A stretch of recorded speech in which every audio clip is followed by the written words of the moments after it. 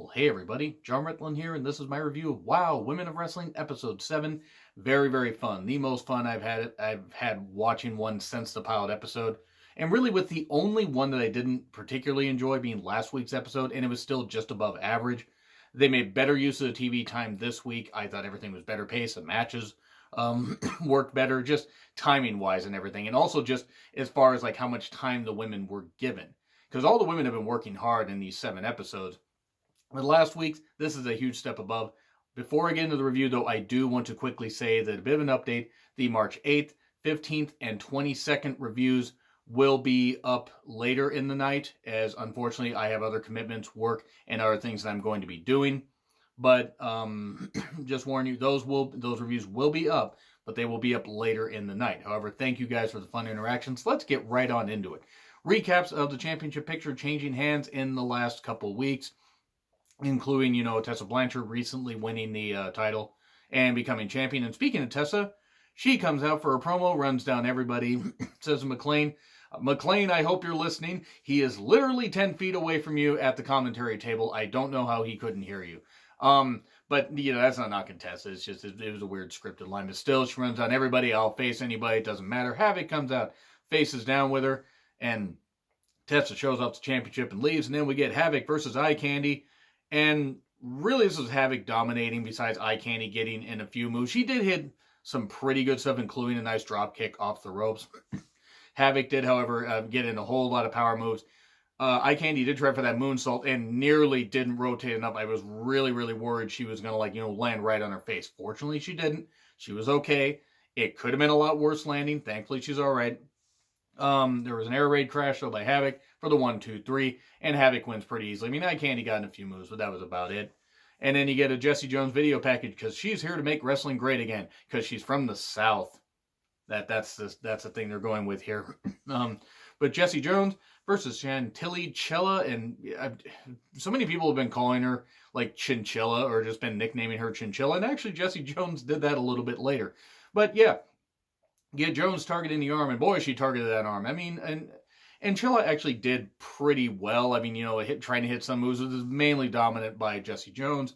She does end up, getting the tap out for the win very, very quickly. It was a very quick squash match. Jesse promo, she did call her Little Miss Chinchilla. I thought that was pretty funny. And this one fan in the yellow hat was just absolutely going nuts and everything, getting upset. Really, really getting into it. So I'll give her that much credit. And then you had Joyce Grable in the crowd. If you don't know who that is, she was tag partners with Wendy Richter and a couple others. She can be in the NWA, AWA, and Stampede Wrestling. Very, very, very, well-known name, especially if you're a fan of, women's wrestling from years back. I admit to not really having seen, I've maybe seen 1 or 2 of her matches. I may have seen more if they're on the network. But still, it was nice that she was there, and hey, it was nice to pay respect to women that laid the groundwork for how all these other women are able to get this platform. And then we get Cobra Moon with either the greatest attorney in the world or the world's greatest attorney, Sofia Lopez, versus Azteca. You can't tell who I'm rooting for.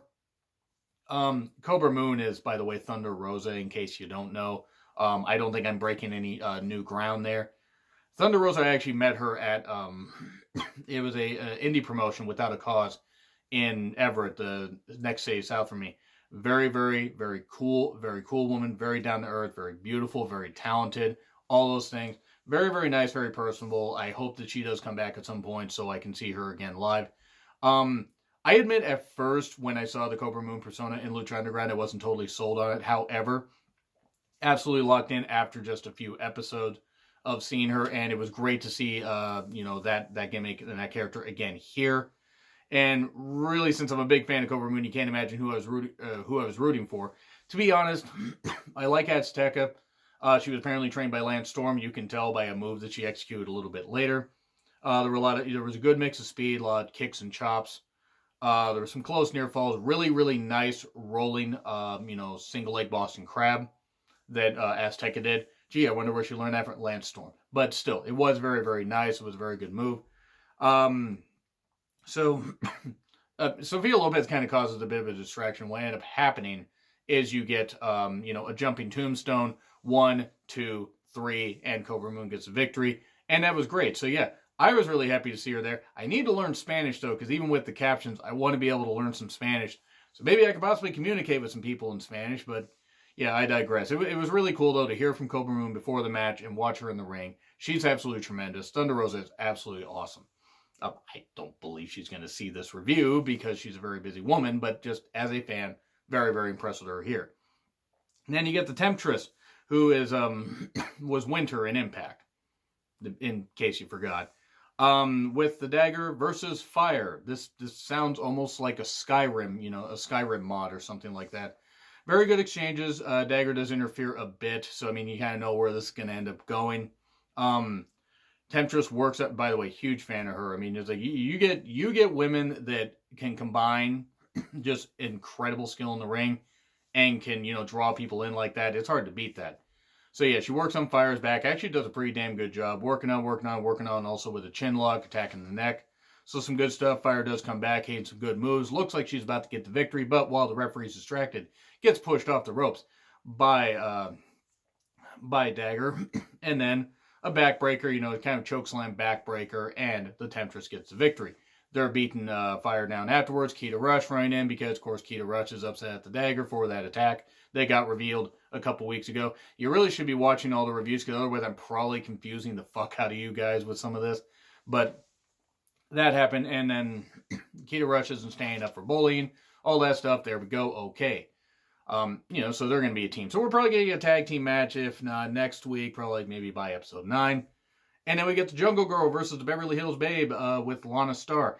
By the way, Samantha Smart really was good with the interactions tonight, liking some of the tweets and everything. I really hope she's on next week. But yeah, Jungle Girl versus Beverly Hills Babe with Lana Starr, one of the OGs and one of the originals of WoW.